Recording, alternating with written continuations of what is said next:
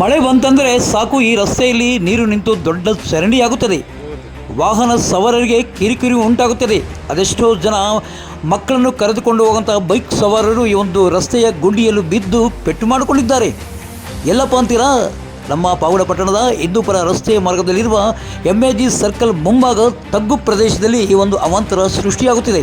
ಇದಕ್ಕೆಲ್ಲ ಕಾರಣ ರಾಜಕಾಲುವೆ ಒತ್ತುವರಿಯಾಗಿರುವುದರಿಂದಲೇ ಈ ಒಂದು ನೀರು ಸರಾಗವಾಗಿ ಹರಿಯಲು ದಾರಿ ಇಲ್ಲದೆ, ಬೇರೆ ರಸ್ತೆ ಇಲ್ಲದೆ ಈ ಒಂದು ನೀರು ರಸ್ತೆಯ ಮಧ್ಯದಲ್ಲೇ ನೀರು ನಿಂತು ಈ ಒಂದು ಅವಾಂತರ ಸೃಷ್ಟಿಯಾಗುತ್ತಿದೆ. ಇದಕ್ಕೆ ಸಂಬಂಧಪಟ್ಟವರು ಕೂಡಲೇ ಗಮನ ಹರಿಸಿ ರಾಜಕಾಲುವೆ ಎಲ್ಲೆಲ್ಲಿ ಒತ್ತುವರಿಯಾಗಿದೆ ಅದನ್ನೆಲ್ಲ ತೆರವುಗೊಳಿಸಿ ಈ ಮಳೆ ನೀರನ್ನು ಸರಾಗವಾಗಿ ಹರಿಯ ಬಿಡಬೇಕೆಂದು BJP ಪಕ್ಷದ OBC ಮೋರ್ಚಾದ ರಾಜ್ಯ ಕಾರ್ಯಕಾರಿಣಿ ಸಮಿತಿ ಸದಸ್ಯರಾದ BJP ರವಿ ಪುರಸಭೆಯನ್ನು ಒತ್ತಾಯಿಸುತ್ತಿದ್ದಾರೆ. ಬನ್ನಿ ಹೇಳಿ, ಏನಿದು ನೀರು ನಿಂತಿರೋ ಸಮಸ್ಯೆ ಏನು ಅಂತ? ಇದು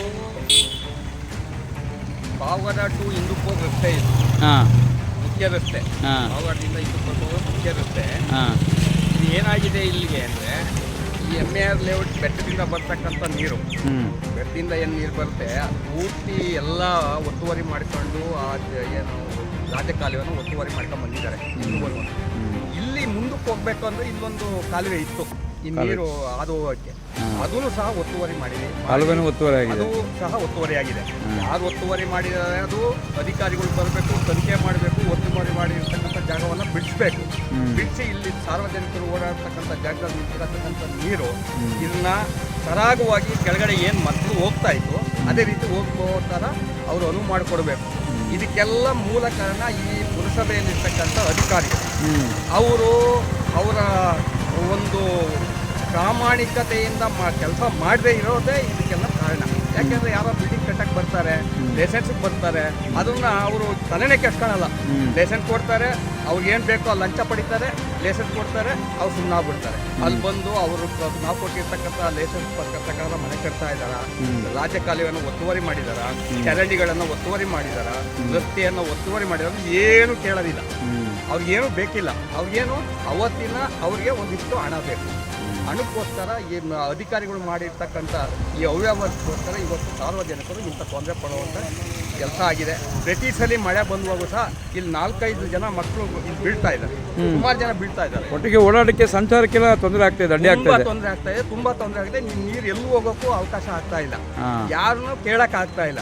ಇದು ಮೇನ್ ಅಧಿಕಾರಿಗಳ ತಪ್ಪಿಂದ ಆಗಿರ್ತಕ್ಕಂಥ ಇದು ನಾನು ಇಲ್ಲಿಗೆ ಆಗಲೇ ತಹಸೀಲ್ದಾರರು, ದೀಪಾಧಿಕಾರು, DC ಅವ್ರ ಗಮನಕ್ಕೂ ಇವತ್ತು ನಾನು ತಂದಿದ್ದೀನಿ.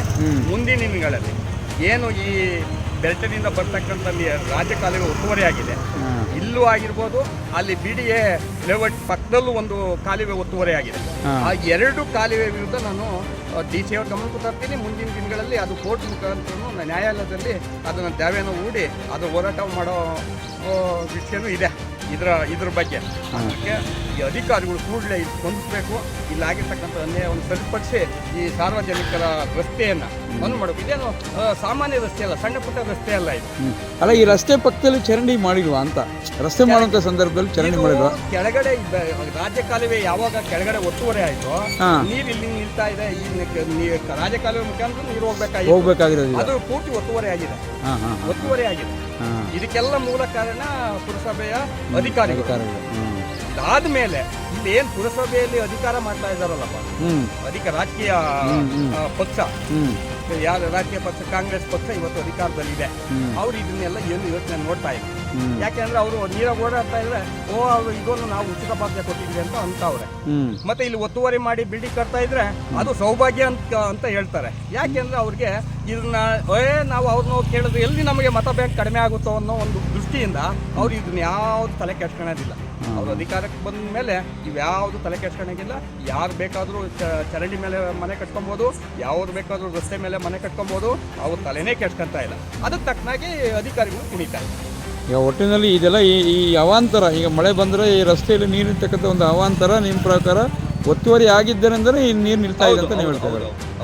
ಓಕೆ ಈಗ ಏನು ಮಾಡ್ಬೇಕಂತ ತಕ್ಷಣಕ್ಕೆ ತಾವೇನು ಮಾಡ್ಬೇಕಂತ ಒತ್ತಾಯ? ಯಾರು ಒತ್ತುವರಿ ಮಾಡಿದಾರೋ ಅದನ್ನ ಸರ್ವೆ ಮಾಡಿಸ್ಬೇಕು. ಹ್ಮ್. ಇಮಿಡಿಯೇಟ್ಲಿ ಅದು ಚರಂಡಿ ಎಲ್ಲೋ ನಿಂತು ನೀರನ್ನ ಚರಂಡಿ ಮುಖಾಂತರ ಹೋಗಕ್ಕೆ ಬಿಡಬೇಕು.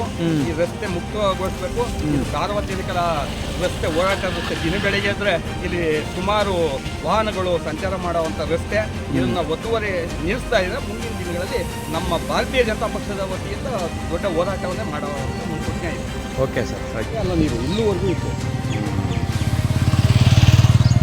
ನೋಡೋಣ, ಈಗಲಾದರೂ ಯಾವುದೋ ಪುರಸಭಾ ಅಧಿಕಾರಿಗಳು ರಾಜಕಾಲುವೆಯ ಒತ್ತುವರಿಯನ್ನು ತೆರವುಗೊಳಿಸಿ ಈ ಮಳೆ ನೀರನ್ನು ಸರಾಗವಾಗಿ ಹರಿಯ ಬಿಡುತ್ತಾರೆ ಎಂಬುದನ್ನು.